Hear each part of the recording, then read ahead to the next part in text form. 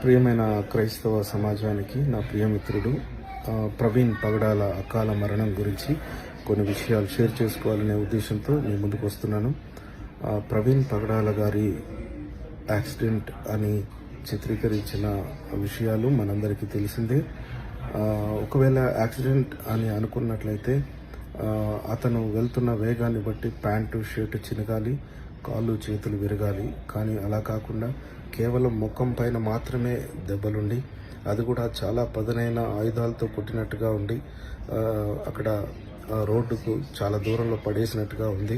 కాబట్టి ఈ విషయాల్ని మీరు యాక్సిడెంట్గా చిత్రీకరించి కేసును అక్కడికి తీసివేస్తే బాగోదు.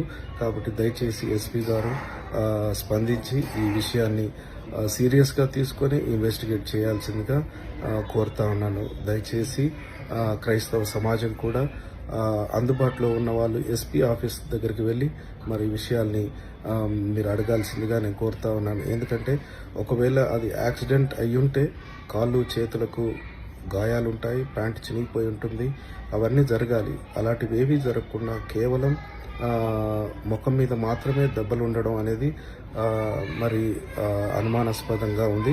కాబట్టి దయచేసి ఈ విషయంలో దరిదాపుల్లో ఉన్న రాజమండ్రి పెద్ద నాయకులందరూ కలిసి వెళ్ళి ఎస్పీ ఆఫీస్లో మరి అడగాల్సిందిగా నేను కోరుతా ఉన్నాను. డాక్టర్స్ కూడా ఇన్వెస్టిగేట్ చేసేటప్పుడు చాలా జాగ్రత్తగా, ఒక క్రైస్తవ వేదాంత ఉపాధ్యాయుడు ఈయన చాలా మంచి వ్యక్తి, క్రైస్తవ సమాజానికి కావలసిన వ్యక్తిగా మేము అతన్ని పరిగణిస్తూ ఉన్నాం. కాబట్టి ఈ విషయాన్ని చులకనగా మీ ఇన్వెస్టిగేషన్ ఉండకూడదని విన్నవించుకుంటున్నాను.